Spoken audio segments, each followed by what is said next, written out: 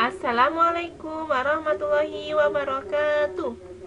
Apa kabar anak-anak Bu Guru? Alhamdulillah, luar biasa. Tetap semangat. Sukses. Allahu Akbar.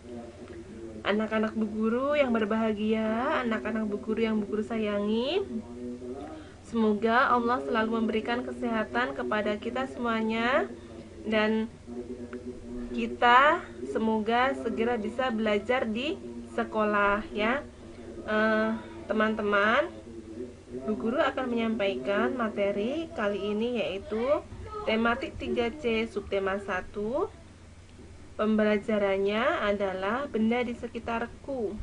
Pembelajaran 1 sampai dengan 6. Nah, tujuan pembelajaran kita adalah untuk mengetahui pengertian benda, untuk mengetahui macam-macam benda, dan untuk mengetahui macam-macam sifat bahan. Nah, tapi sebelumnya mari sama-sama kita awali dengan membaca basmalah, bismillahirrahmanirrahim, dan doa sebelum belajar. Rabbi zidni ilma warzuqni fahma.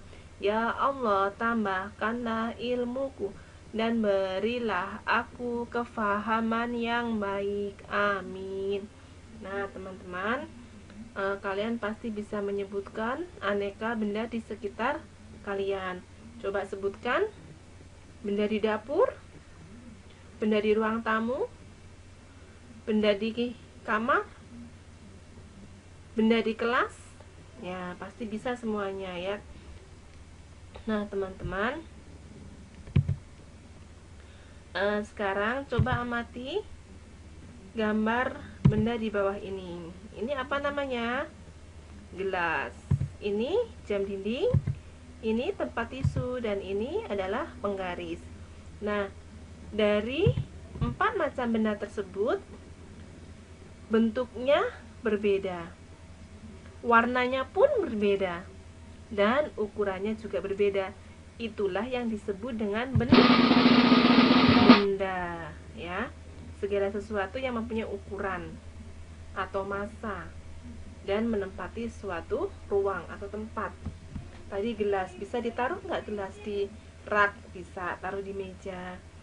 Tempat tisu ditaruh di suatu tempat, di ruang tamu misalnya ya, makanya disebut dengan benda. Nah,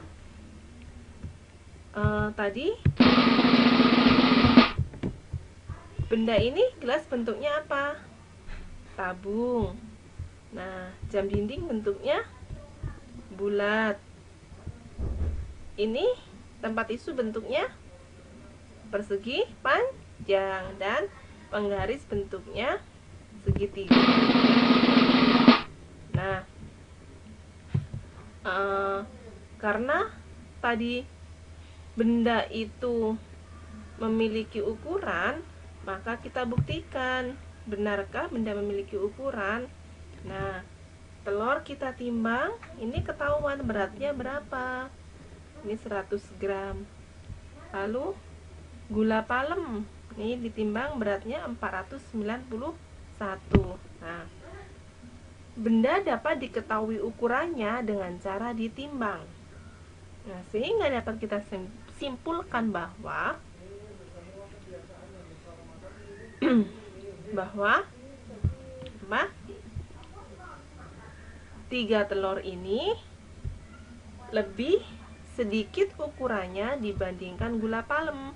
Nah, ini kan 100, gula palemnya 491 gram. Nah, selanjutnya adalah ini. Nah, benda-benda di sekitar kita terbuat dari bahan yang berbeda-beda. Bahan pembuat benda tersebut ya, coba antara meja, buku, tas, lalu sendok, bahannya sama nggak? Terbuat dari apa? Berbeda kan? Nah, ini ternyata ada macam-macam bahan benda. Ada benda yang terbuat dari kayu. Contohnya apa? meja, kursi, tempat tidur, dan banyak sekali kalian bisa sebutkan. Benda terbuat dari kertas, buku, kardus, majalah, kalender, koran, dan sebagainya. Benda yang terbuat dari bahan plastik, contohnya botol minum, ada gelas plastik juga kan, tempat makan, rautan, dan sebagainya. Benda yang terbuat dari bahan karet, ada ban, penghapus pensil, dan lain-lain, kalian bisa sebutkan. Lalu benda yang terbuat dari kain, tas, baju, jilbab, topi, dan lain-lain. Benda yang terbuat dari kaca, gelas, piring, ya, jendela, dan lain-lain. Benda yang terbuat dari logam, pisau, sendok, panci, dan sebagainya. Nah, di antara benda ini juga memiliki kegunaan yang berbeda. Meja sama buku kegunaannya sama apa berbeda? Berbeda kan? Ya, memiliki kegunaan yang berbeda-beda. Nah, untuk benda yang terbuat dari kayu tidak langsung tiba-tiba menjadi dari kayu langsung menjadi meja misalnya, enggak ya, tapi ada suatu prosesnya sehingga bisa menjadi meja, kursi, lemari, dan sebagainya. Nah, kita lihat prosesnya adalah selanjutnya. Ini proses pengolahan kayu. Nah, pertama, kayu yang sudah tumbuh di hutan, sudah tua, ditebang. Lalu setelah ditebang sudah dipotong-potong menjadi gelondongan kayu.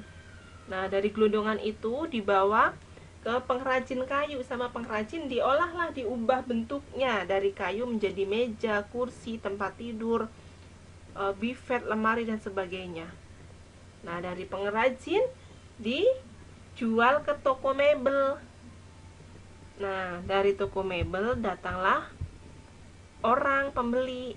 Nah, beli mejanya, dibawa pulang untuk melengkapi rumahnya, beli kursi, dan sebagainya. Nah, seperti itu prosesnya ya. Selain itu,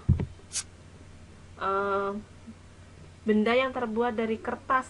Nah, ternyata teman-teman, kertas itu bahan dasarnya adalah dari kayu yang gelondongan tadi, ya, kemudian diolah, dipotong lebih kecil-kecil lagi, diolah oleh pabrik menjadi bubur kertas, kemudian dikasih bahan pemutih, lalu kemudian diolah lagi menjadi lembar-lembaran kertas, dan selanjutnya menjadi kertas yang sudah terpotong-potong kecil dan siap untuk digunakan.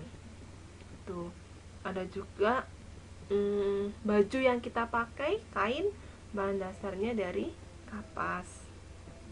Nah, teman-teman, sekarang kita pelajari sifat-sifat benda yang terbuat dari bahan.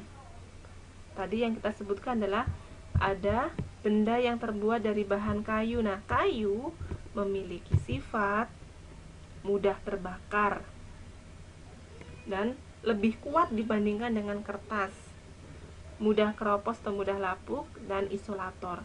Isolator itu tidak menghantarkan panas, ya. Yang kedua, kertas sifatnya ringan, mudah sobek, kemudian meresap air dan mudah terbakar.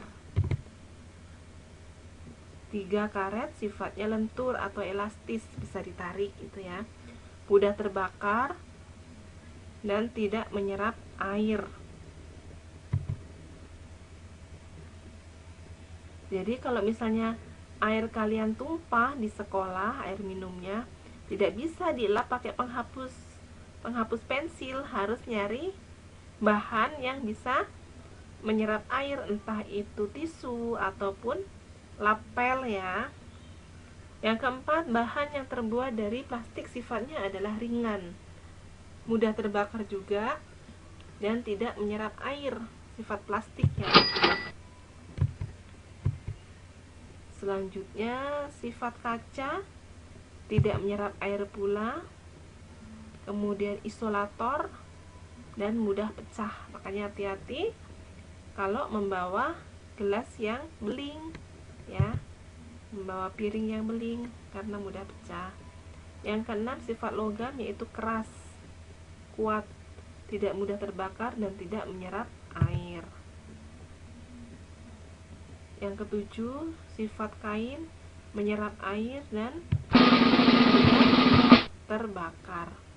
Nah, teman-teman, dari sekian bahan-bahan tadi, nah ini ada bahan yang terbuat dari plastik ya, dan itu untuk bisa diurai itu membutuhkan waktu yang sangat lama, sehingga biar tidak banyak menggunung, menumpuk sampah-sampah plastik bekas makanan atau bekas apapun itu, ada gerakan yang disebut gerakan 4R ya, untuk mengurangi banyaknya sampah plastik. 4R itu apa? Yang R yang pertama adalah reduce, artinya adalah mengurangi sampah yang kita hasilkan. Caranya dengan membawa bekal makanan menggunakan tempat makan nih. Kalau kalian ke sekolah membawa bekal makanan, ya, sebaiknya jangan dibungkus pakai plastik, tapi dibungkus pakai, ditaruh tempat makan. Jadi nanti tempat makannya bawa pulang lagi, dicuci, besok digunakan lagi, ya kan begitu. Kalau dibungkusnya pakai plastik atau styrofoam, itu dibuang menjadi sampah, dan itu akan membuat penumpukan banyak sampah. R yang kedua yaitu reuse, menggunakan kembali. Caranya adalah kita dapat menggunakan bekas plastik belanjaan, misalnya mama kalian ke pasar, plastik yang masih bersih disimpan, nanti digunakan lagi untuk belanja lagi boleh, atau mungkin untuk mau ngasih makanan ke tetangganya pakai plastik yang ada yang sudah terpakai tapi masih bersih juga boleh, daripada plastik masih bersih cuma digulung-gulung langsung dibuang ya, tapi dimanfaatkan kembali. Yang ketiga, recycle, yaitu mendaur ulang. Mendaur ulang sampah yang terbuat dari plastik. Nih, bekas botol minuman, kan banyak sekali tuh bekas minuman gelas, minuman botol. Nah, itu bisa digunakan kembali untuk menjadi barang lain. Ya, misalnya dibikin pot kembang atau dibikin tempat pensil dan macam-macam ya, kreasi-kreasi dari bahan-bahan bekas. R yang keempat, dan ini R yang terakhir, adalah replace, mengganti benda sekali pakai dengan benda yang dapat berkali-kali pakai. Misalnya apa tuh benda yang sekali pakai? Coba kalian ingat. Nah, tisu misalnya. Kalau kalian keringetan atau mungkin lagi flu, untuk mengelap keringat atau sesuatu yang menetes dari hidung kalian ketika flu, kalian gunakan tisu, boros tisu, sebentar dibuang, bentar dibuang, itu menjadi sampah yang banyak. Nah, biar tidak menjadi sampah yang banyak, maka gunakanlah sapu tangan untuk mengelap keringat atau untuk mengelap ketika kalian flu, dan itu bisa dicuci lagi, nanti digunakan kembali. Nah, seperti itu ya. Waktu Bu Guru masih kecil dulu belum ada tisu, pakainya kemana-mana sapu tangan ya. Kalau sekarang sudah jarang sekali menemui ada orang yang bawa sapu tangan, rata-rata bawanya tisu. Nah, mari kita mulai dari diri sendiri dulu ya. Coba kita mulai dengan gerakan 4R tadi. Nah, teman-teman, selesai pembelajaran kita pada hari ini. Sebagai latihan, kalian mengerjakan halaman 4 buku tematik 3C, tidak didokumentasikan dan tidak usah kirimkan ke bu guru, hanya sebagai latihan saja. Dan kita akhiri dengan membaca hamdalah. Alhamdulillahirabbil alamin. Wassalamualaikum warahmatullahi wabarakatuh.